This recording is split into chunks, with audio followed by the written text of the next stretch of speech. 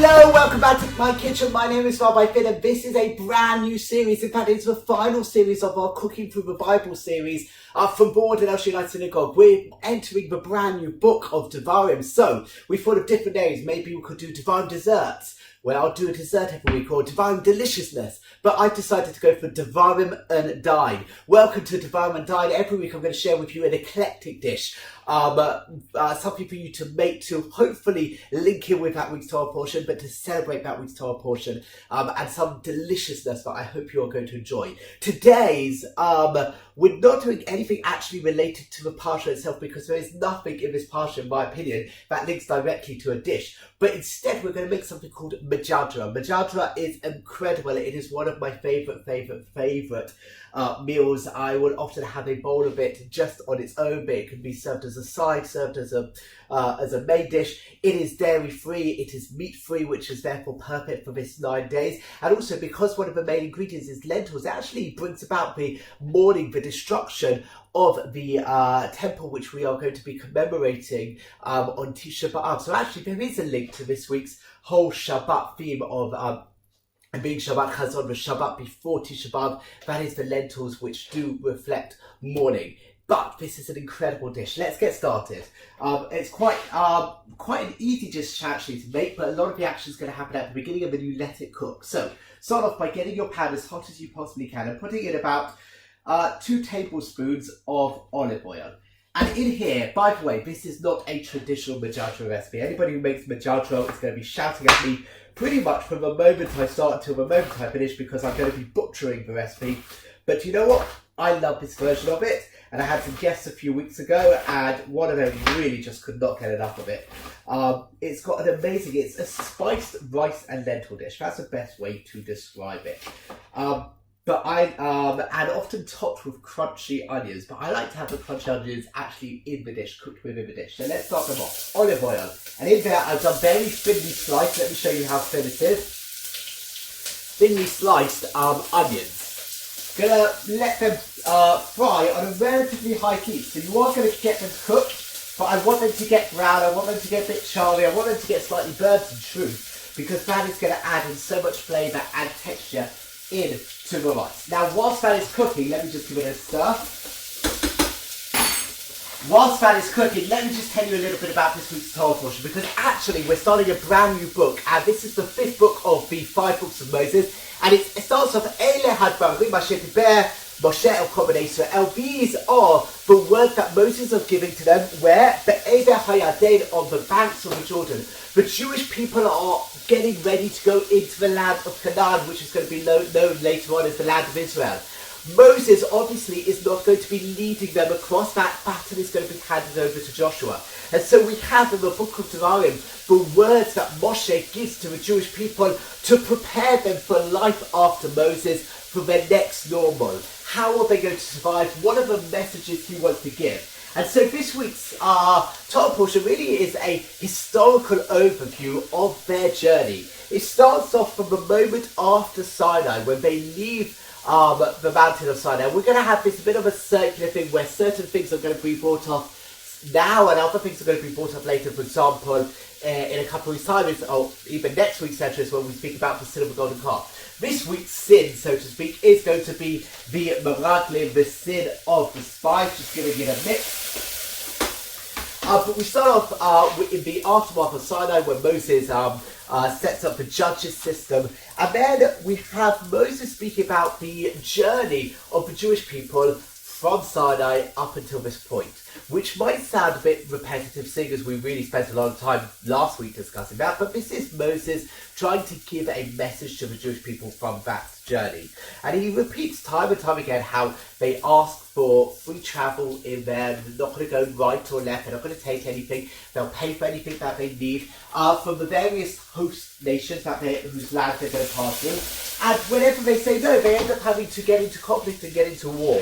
And I think the meta message that Moses tries to give over is actually to trust in God. Because every time he speaks about a victory, it is very much about trust in God, because God was protecting the Jewish people. God does protect the Jewish people. And he really wants the Jewish people to believe in God, to trust in God, to put their faith in God. This parsha ends off again with a little bit of a reminder of the fact that Reuven and Gad are not going to travel into the land of Canaan, but rather are going to stay in the Jordan Valley, and they're going to travel over to help conquer the land, but then they'll come back and reside in the Jordan Valley.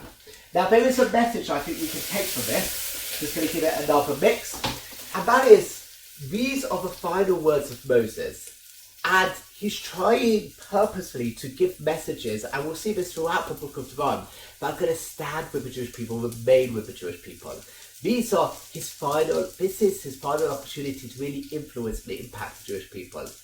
And I think we sometimes need to think about, what is it that we want to be remembered for saying? What message do we impart to those people around us, to the next generation, to really help them navigate life without us, whether we are still in the picture or if we are passed on? What is it that we want to say? What is it that we want to convey? And actually having a good idea of what is it, the message we want to convey early on, can help actually impact and shape the direction of our lives. Something for you to think about. Now let's get back to our majadra, and I'll just explain very quickly how to make it. So I've got my now browning onion, and we're going to start to add in all these wonderful, incredible spices. And this is really what makes the dish. We're also going to be doing a cheat. I forgot to mention that earlier. Because normally with Majadra you need to cook your lentils. We're going to be using tin lentils. I know, but it really does speed things up. So a good teaspoon of cumin seeds. This, by the way, would be probably about 3 to 4 people is what we're going to be making for. A good teaspoon of cumin seeds. A good teaspoon of ground cumin. So cumin seeds and ground cumin. A good teaspoon of coriander. Give that a bit of a mix.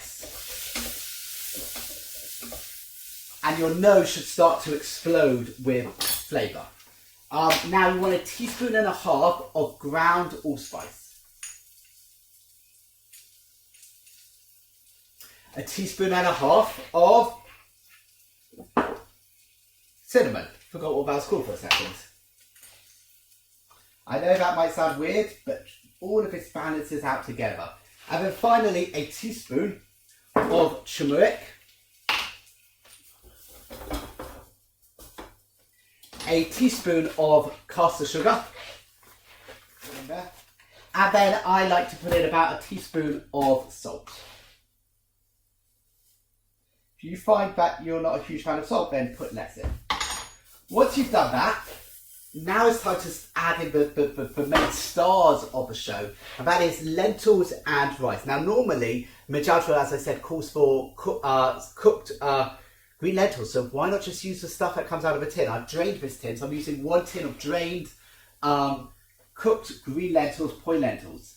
Pour that in.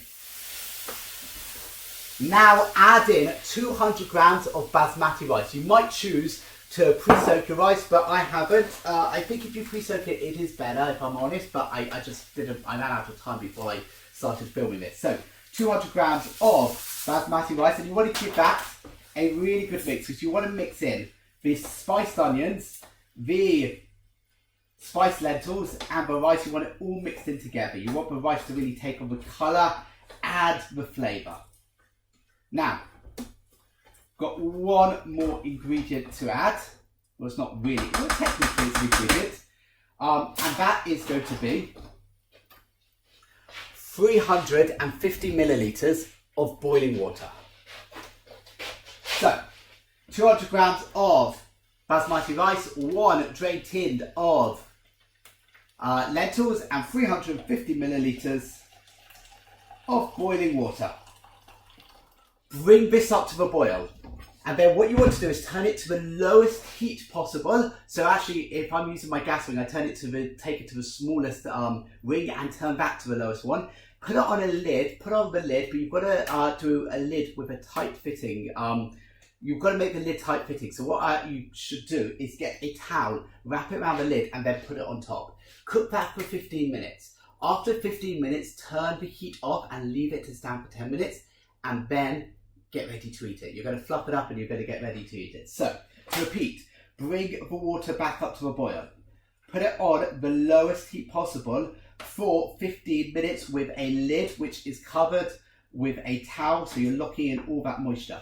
After 15 minutes, turn off the heat and let it stand for 10 minutes. The rice will continue to cook.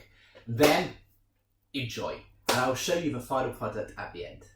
So this is it, my final Majadra. You've got the spiced rice, you've got the lentils, you've got the crispy onions. This is absolutely amazing.